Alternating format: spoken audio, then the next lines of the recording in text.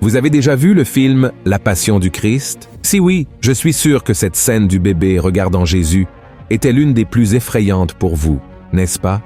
Mais au fond, qui est cet enfant terrifiant au visage androgyne qui possède des caractéristiques à la fois masculines et féminines? Est-ce que la Bible parle de cet être démoniaque qui suscite encore notre curiosité et notre peur? Est-ce que le réalisateur du film, Mel Gibson, a voulu transmettre un message plus profond au public qui, 20 ans plus tard, n'a toujours pas compris?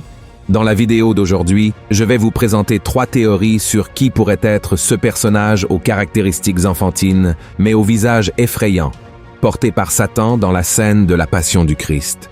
Et à la fin, je vais également vous montrer laquelle est la véritable. Et avant de commencer cette vidéo, je voudrais vous demander de vous abonner à ma chaîne et d'activer la cloche de notification, car je veux vous aider à comprendre la Bible de manière simple et facile. D'accord? Maintenant, commençons. La Passion du Christ, réalisée par Mel Gibson et interprétée par l'acteur Jim Caviezel dans le rôle de Jésus de Nazareth, a été un véritable succès au box-office. Sorti en 2400, le film a recréé les derniers moments de la vie de Jésus-Christ sur Terre, en passant par des moments comme l'angoisse et la tentation qu'il a subie au Gethsémani, la trahison de Judas, son arrestation, son procès et toute la souffrance jusqu'à la crucifixion et sa mort.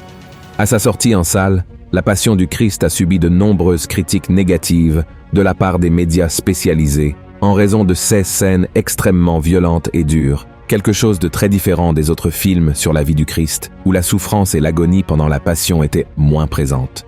En plus des 4 évangiles du Nouveau Testament, Mel Gibson s'est également inspiré d'autres livres sur la vie du Christ pour écrire son film. Il est donc important de préciser que, dès le début, tout ce que nous voyons dans le film n'est pas décrit dans la Bible, mais cela ne rend pas pour autant la production moins choquante et réaliste.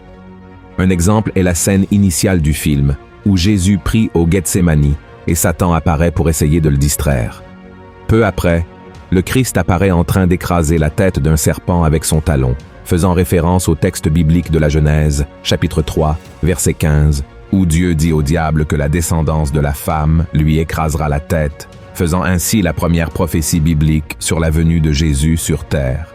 Un autre exemple est la scène où Judas Iscariote est tourmenté par des démons qui apparaissent sous la forme d'enfants le poursuivant et le maudissant pour l'éternité, tout en lui crachant dessus. Ensuite, un âne en décomposition apparaît devant lui, entouré de nombreuses mouches. Et sur l'animal, il y a une corde que le disciple traître utilise pour se pendre. Et encore une autre scène unique de la Passion du Christ, qui n'est rapportée dans aucun des 4 évangiles de la Bible, mais qui attire beaucoup notre attention pendant la crucifixion, est celle où l'un des criminels, après avoir raillé le Christ, est piqué à l'œil par un corbeau. Il y a aussi le souvenir de Jésus en tant que charpentier construisant une table étrangement haute à la demande d'un Romain qui s'en moque. Mais de toutes les scènes du film qui ne sont pas dans le récit biblique, la plus frappante et la plus terrifiante est sans aucun doute celle du bébé. Et avant de parler de la signification de cette figure si étrange, nous devons comprendre pourquoi Mel Gibson a choisi de représenter Satan comme un être androgyne. L'actrice choisie pour ce rôle était Rosalinda Celentano. Mel Gibson a dit qu'il avait décidé de donner ces caractéristiques à Satan dans son film parce qu'il croit qu'il est réel, mais pas un être avec des cornes et une queue. Voici ce qu'il a dit. Satan est plus intelligent que cela et présente le mal comme quelque chose de séduisant et d'attirant, presque normal, presque bon, mais pas complètement. C'est ce que j'ai essayé de faire avec Satan dans le film. Le visage de l'actrice est symétrique, beau en quelque sorte, mais pas complètement. Par exemple, nous avons rasé ses sourcils et filmé presque au ralenti pour qu'elle ne puisse pas cligner des yeux, donnant ainsi l'impression qu'elle n'est pas normale. Nous avons doublé la voix d'un homme qui gémissait, bien que l'actrice soit une femme. Et c'est ce que fait le mal. Il prend quelque chose de bon et le déforme un peu. Frères et sœurs, bien que la figure de Satan soit perturbante, je dois avouer que j'ai trouvé incroyable la façon dont ce personnage a été montré dans le film, car c'est exactement ainsi que l'ennemi se présente à nous, comme quelque chose ou quelqu'un qui semble bon et beau alors qu'il ne l'est pas. Et maintenant que nous avons compris tout cela, parlons du bébé effrayant. Dans la scène, Jésus est flagellé par les soldats romains, tandis que Satan erre parmi la foule, observant toute cette violence contre le Fils de Dieu. À ce moment, le diable tient un petit enfant qui regarde Jésus de manière très sinistre. le bébé a une expression perturbante qui a laissé beaucoup de gens traumatisés pendant longtemps. Et pour cette scène, Mel Gibson a fait appel à l'acteur italien David Marotta, qui a aujourd'hui près de 60 ans. Bien qu'il ne soit pas connu à Hollywood, il a participé à d'autres productions européennes, mais sans aucun doute, son rôle le plus mémorable, quel que soit le temps à l'écran, a été dans le film La Passion du Christ. Quant à la signification de cette apparition du bébé dans le film, il existe 3 théories très répandues, et je vais vous les présenter toutes pour, à la fin, vous montrer laquelle est la véritable, selon l'auteur du film. Rappelons, frères et sœurs, qu'il n'y a aucun récit dans la Bible de Satan marchant parmi les gens avec un enfant dans les bras, bien que nous sachions que son esprit était là tout le temps, influençant les gens à condamner et maltraiter le Fils de Dieu. Passons maintenant aux théories. Première théorie, Jésus a été abandonné par le Père. Beaucoup de gens croient que Satan, en surgissant parmi la foule avec le bébé dans les bras, montre à Jésus que même lui est capable de s'occuper de son enfant, tandis que Dieu, qui est un Père attentif et aimant, l'a abandonné et a permis qu'il soit agressé, humilié et tué par les hommes. Autrement dit, le diable se moquerait de Christ. Cette théorie est intéressante, car elle nous fait réfléchir à la tentation que le Christ a subie de Satan dans le désert 3 ans auparavant. À cette occasion, le diable a emmené le Christ sur une montagne et lui a dit de se jeter en bas, car son Père enverrait des anges pour le sauver. Jésus a alors répondu en citant un passage du Deutéronome, chapitre 6, qui dit « Tu ne tenteras pas le Seigneur ton Dieu ». Deuxième théorie, la présence de l'Antéchrist.